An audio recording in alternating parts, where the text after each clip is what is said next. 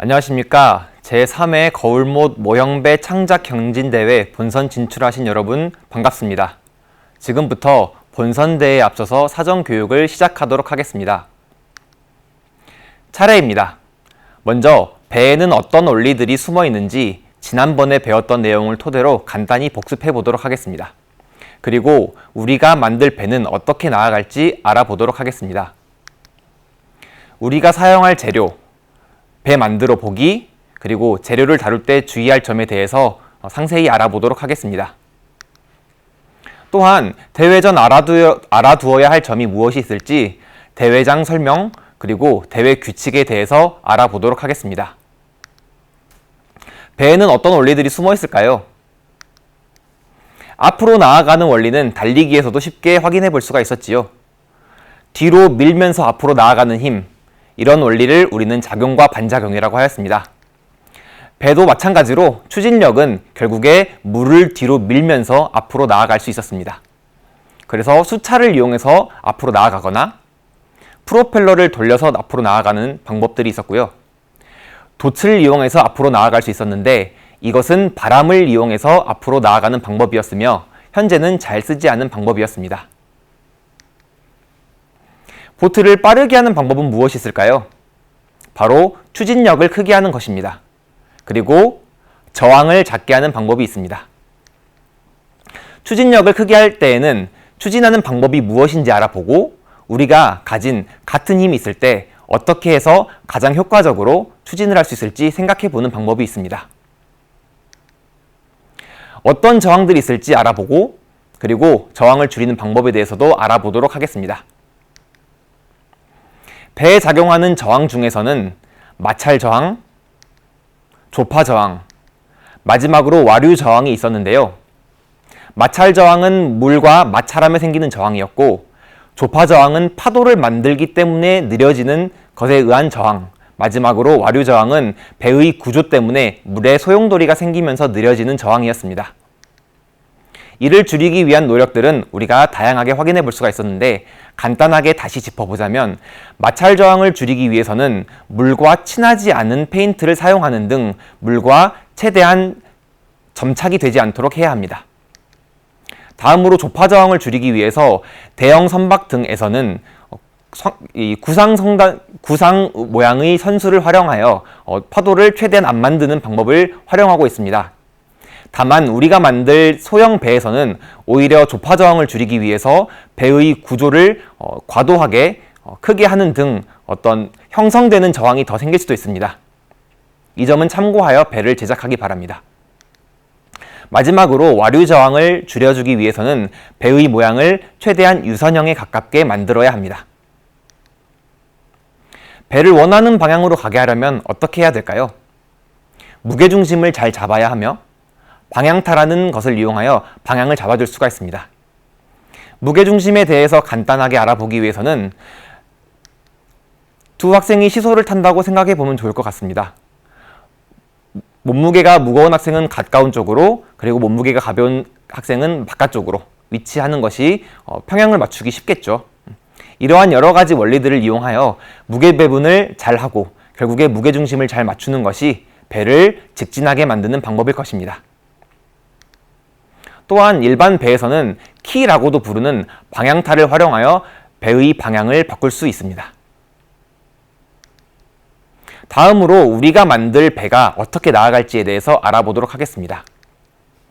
우리가 사용할 추진력은 아까 알아본 프로펠러, 그리고 노 이런 것들이 있었는데 우리는 바로 물펌프를 사용해 보도록 하겠습니다.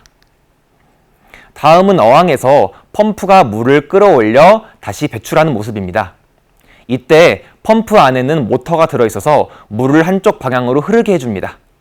우리는 이것을 추진력으로 하여 배를 앞으로 나아가게 해볼 것입니다. 사용될 재료로서 물펌프와 실리콘 호스에 대해서 살펴보도록 하겠습니다. 여러분들이 알아야 할 점은 물펌프는 사전에 제공되지 않고 여러분이 물펌프를 제외한 부분만 사전 제작을 해오며 펌프는 경기장에서 제공된다는 점입니다. 이 점을 유의하여 설명을 듣기 바랍니다. 우리는 12V 전압에서 작동하는 물펌프를 사용할 것이며 다음과 같이 생겼습니다. 그리고 실리콘 호스를 이용하여 펌프에서 나가는 물의 방향을 바꿀 수가 있습니다. 12V를 만들어주기 위해서 일반적으로 쓰는 1.5V 건전지 8개를 이용할 것입니다. 그리고 모터를 2개를 가동시켜야 되기 때문에 우리는 2개로 이 전기를 나눠주는 분배 케이블을 이용할 것입니다. 건전지 8개를 활용해서 12V를 만들어주는 모습이고요. 그리고 분배 케이블의 모습입니다. 이것을 이용하면 12V의 전압을 2개의 모터로 나눠줄 수가 있습니다. 이렇게 가동 준비가 된 모습을 볼 수가 있네요. 선생님이 간단하게 수조에 물을 담아서 펌프로 물을 끌어올려 다시 물을 밖으로 빼는 모습을 보도록 하겠습니다. 한번 영상으로 봐볼까요? 이렇게 아래쪽에서 펌프에서 물을 끌어올려서 실리콘 호스를 통해 다시 밖으로 배출되는 모습을 확인할 수가 있습니다. 펌프는 어떻게 작동하는 것일까요? 흡수구와 배수구 위치를 잘 보고 배 제작 시에 참고하기 바랍니다. 이것은 모터를 분해한 모습입니다. 내부는 이렇게 생겼고요. 우리가 스위치를 눌러서 펌프를 가동시키면 안쪽에 있는 모터가 회전하게 됩니다. 이렇게 모터가 회전을 하면서 물을 위쪽으로 밀게 됩니다. 결국에 우리가 받은 모터에서 위쪽으로 물이 나오게 되고 그 물을 밖으로 나오게 하기 위해서 반대쪽에서는 물을 빨아들이게 됩니다. 이것이 흡수구 그리고 배수구입니다. 이 부분을 여러분들이 잘 확인하여 구조를 어떻게 배치할지 잘 탐구해 보기 바랍니다. 그렇다면 선생님과 함께 배 만드는 것에 대해서 알아보도록 하겠습니다. 산적 화물 모형배를 만들어 볼 것인데요. 산적 화물에 대해서 알아보도록 하겠습니다. 산적 화물은 화물을 포장하지 않고 그대로 선창에 싣고 운송하는 화물선을 의미합니다. 여기서 참고해야 될 점은 초등부는 사전에 펌프를 제공하지 않습니다. 따라서 여러분들은 펌프를 제외한 나머지 부분만을 제작해서 대회장에 오면 됩니다. 펌프는 현장에서 부착 후 시범 운행을 하고 수정 과정을 거쳐서 대회를 진행하게 됩니다. 그림은 산적 화물선의 모습입니다. 모형배 제작의 예시를 보도록 하겠습니다. 배를 만드는 여러 가지 방법 중에 하나일 뿐이니 이를 참고하고 여러분들의 창의성을 마음껏 발휘하기 바랍니다. 여기서 여러분들이 알아야 될 조건은 초등부는 페트병 3개를 이용해야 하며 바람 저항, 물 저항, 부력 등을 고려한 배 모양을 과학적 원리와 연결하여 창의적으로 설계하면 됩니다. 여러 가지 재료를 활용하였는데요. 실리콘 호스, 그리고 물펌프, 페트병, 가위, 칼 등을 사용할 수가 있으며 날카로운 도구를 다룰 때는 주의하여 사용하여야 합니다. 1.5L짜리 페트병은 배 바닥 부분에 3개를 모두 사용해야 하며 500ml 페트병은 2개의 물을 가득 채워서 사용해야 합니다. 예시의 모습이네요. 산적 화물선 위에 500ml 페트병 2개의 물이 들어간 상태로 올라가 있는 모습이며 배 바닥에는 페트병 1.5L 페트병이 3개가 모두 잘 붙어있는 모습입니다. 여기서 여러분은 모터를 제외한 부분을 예시와 같이 만들어 올 수 있을 것입니다. 모형배 제작 과정에 대해서 알아보겠습니다. 우드락을 가위, 그리고 칼, 자와 연필 등을 이용하여 원하는 모양으로 자르고 그리고 페트병 3개를 붙입니다. 이때 펌프를 원하는 부분에 잘 배치를 하는데요. 펌프의 길이는 약 4cm 그리고 5cm 정도의 크기를 가집니다. 이를 사전에 고려하여 펌프가 들어갈 수 있는 공간을 만들어 오기 바랍니다. 펌프의 흡수구는 물 아래, 그리고 펌프의 배수구는 물 표면에 위치하도록 하는데 실리콘 호스를 이용하여 물 밖으로 나오는 부분을 여러분들이 자유롭게 다시 바꿀 수 있을 것입니다. 덮개는 자유롭게 선택할 수 있습니다. 여러 가지 모습의 배를 보고 있고요. 오른쪽에 보고 있는 페트병은 2개를 이용을 했지만 여러분은 1.5L 페트병 3개를 모두 바닥에 부착해야 합니다. 모형배를 운행하는 모습에 대해서 간단히 살펴볼 것입니다. 선생님이 간단하게 만든 배의 모습으로요. 위에 산적 화물선으로 위에 500ml 물병을 두진 않았지만 시범 운행을 하기 위해서 아래쪽에 물을 넣었습니다. 바람이 불고 있음에도 불구하고 모터의 힘으로 앞으로 잘 나아가고 있는 모습이지요. 그렇다면 이번엔 대회 전에 알아두어야 할 점은 무엇이 있는지 알아보도록 하겠습니다.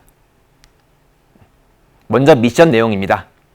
산적 화물 모형배가 최대한 빠른 속도로 나아갈 수 있도록 배의 앞부분 모양을 만들어주세요.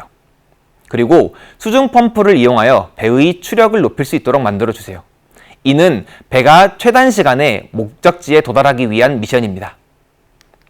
다음으로는 배의 무게중심을 고려하여 안정적으로 직진할 수 있도록 만들어주세요. 여러분은 빠르면서 정확하게 가는 배를 만들어야 합니다. 산적 화물을 실을 수 있는 공간을 제작하고 이동 중 물병이 움직이지 않도록 만들어야 합니다. 또한 미션 과정에서 주어지는 펌프를 여러분들이 부착할 때 이동 중에 떨어지지 않도록 튼튼하게 붙여야 할 것입니다. 물병 안에 물은 버리지 않고 그대로 사용하면 됩니다. 다음은 조건입니다. 주어진 재료를 이용하여 배를 제작하고 배의 크기는 25, 40cm를 넓이로 갖고 그리고 높이는 20cm가 되는 것을 최소 크기로 하는 배를 만들면 됩니다.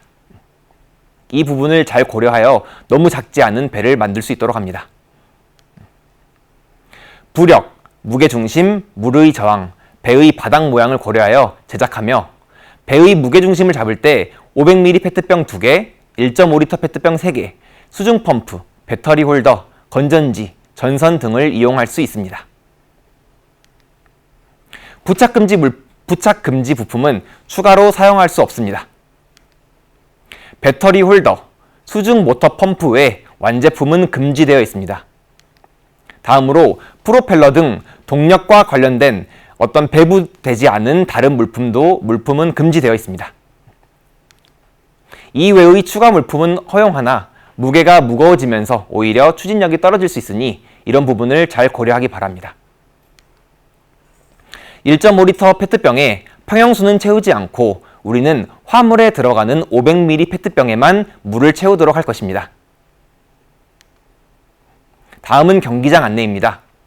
경기장은 직선 구간으로 이루어져 있습니다. 또한 경기장 레일은 포맥스 소재의 벽면으로 제작되어 있습니다. 경기장의 위치입니다. 국립광주과학관에서 경기가 진행될 예정입니다. 경기장 구조에 대해서 자세히 알아보도록 하겠습니다. 폭은 1m, 그리고 길이는 30m의 직선 구간을 여러분들은 경주하면 됩니다. 다음으로 대회장 제한사항에 대하여 알아보도록 하겠습니다. 대회장의 물의 높이는 가장 낮은 곳이 11cm입니다. 따라서 여러분들이 배를 제작할 때 물 아래에 잠기는 부분이 약 10cm를 넘어가게 된다면 바닥에 쓸리게 되고 그렇게 되면 배가 잘 나아갈 수 없게 될 것입니다. 이를 사전에 충분히 고려하여 배를 제작해 보기 바랍니다. 또한 경기장 사이 막에 모형배가 접촉하게 되면 배의 속력이 느려질 수 있으며 경기장 바람의 영향을 받아 배의 진행에 영향을 줄 수도 있습니다. 이러한 여러 가지 요소들을 사전에 파악해 보고 그리고 잘 나아갈 수 있는 배를 제작해 보는 것이 중요할 것입니다. 또한 모터가 가동이 되면서 여러 가지 이물질이 들어갈 수도 있는데 이러한 부분은 대회장에서 추후 안내하도록 하겠습니다. 대회 진행 방법에 대해서 알아보도록 하겠습니다. 심사위원의 통제에 따라 출발 순서를 지킵니다. 그리고 경기가 시작될 때 배의 선두가 출발선을 넘지 않도록 합니다. 여기서 선두는 배의 시작 부분을 의미합니다. 도착선에 배의 선미가 도착하는 것을 측정합니다. 이때 선미는 배의 마지막 부분을 의미합니다.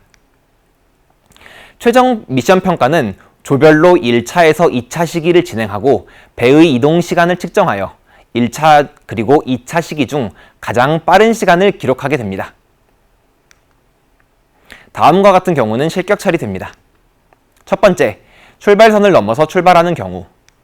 두 번째, 다른 레일을 침범하여 타인의 배 진행을 방해하였을 경우.